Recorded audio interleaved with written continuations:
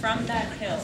If we all stay very still, perchance we may hear the merry church bells ring, for the wedding couple for whom my heart feels no stay. For as a friar doing God's will for life, I may take no maiden as my wife. But of this I do not despair, for in begging this man has found his share of star-crossed lovers and suitors' plots to gain the hands of richest lots. The road to marriage is treacherous with lust and greed, which makes me all the more happy to stick to my creed.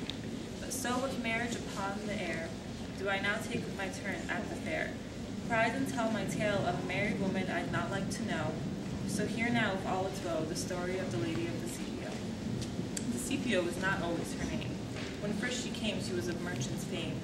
With her was status that her parents hoped to gain, and early on they made her train to become a wife and appertain. So they married her off young with no great shame. Her first husband was old and rich, and so died, when all alone a great tarantula he spied. Again she married a too middle-aged man of wealth, and died by a robber of deadly stealth. And so she married 3 more times, and once to a man some loyal ties. But in the end all met with their demise. Now on the hunt fair ladies for fresh young stag, so that she may marry a new man who does not want to make her gag. The days of the lovely springtime, where the air is fresh and life is lived and rewind. It was on this day that the vendor had come to the market with his share of goods. He was there to make a profit when he saw the knight's 3rd son exit from the woods. Day, young lad, why is it that you look so sad? You have your youth and you have your youth and you have your strength, yet your frown is of quite a length. Oh, good sir, you see all the good in my life, that you are quick to pinpoint me at strife. You see, I am finally of age to finally marry and be free of my father's cage. I am the 3rd son of quite a knight. Perhaps you've heard of him, he's always in sight. But nevertheless, a wife is what I need. And if she's wealthy, her looks I'll pay no heed. For as 3rd son of noble knight, I own nothing of my own right. To eldest son shall go my father's wealth and land.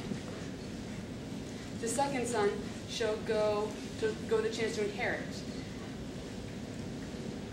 To go the chance to inherit, should first brother go with mourner's band. So as for me, if which rich wife cannot be found, I shall have to work on eldest brother's land until I die on the ground. To find a good wife, you must simply look around. A good wife is easy to be found. Oh, dear vendor, I believe you to be right. Would you please grant me a favor in the sake of my plight? That young lady over yonder, of great beauty and fine dress, would you please introduce me so that when I make my introduction, I do not make a mess? Ah, young sire, you have a fine eye, for that be indeed a rich lady you spy. 'Tis the widowed lady of Dicipio, with title and great wealth.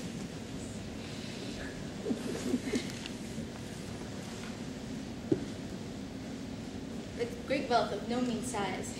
To take for a rich wife and taking her, you would be wise. I hear also that she searches long and hard for a young, rich, titled man with the heart of a bard. Ah, I shall...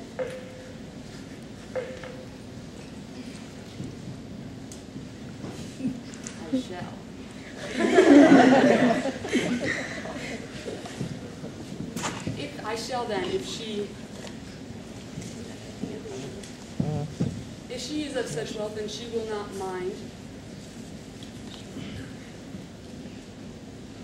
Then she will not mind that if I steal her heart,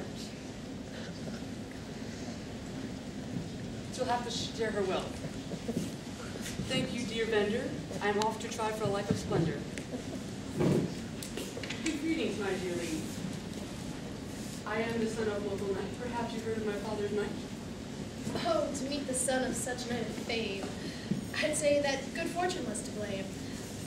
I hear your father is of great status and wealth, and it shall pass to his son should he die of ill health. You are right of my father's earnings at his passing. I am so sorry to hear your husband's death of recent passing. I hope that soon you will find a replacement, for no lady should be left all alone to repent.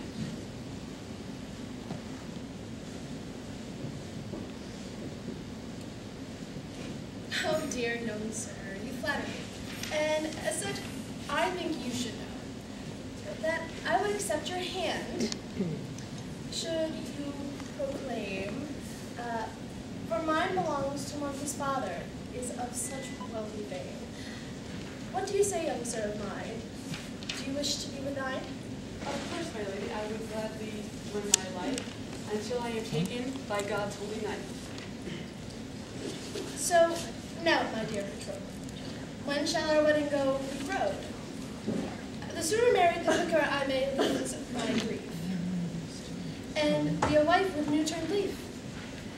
A begging friar I saw in town yonder.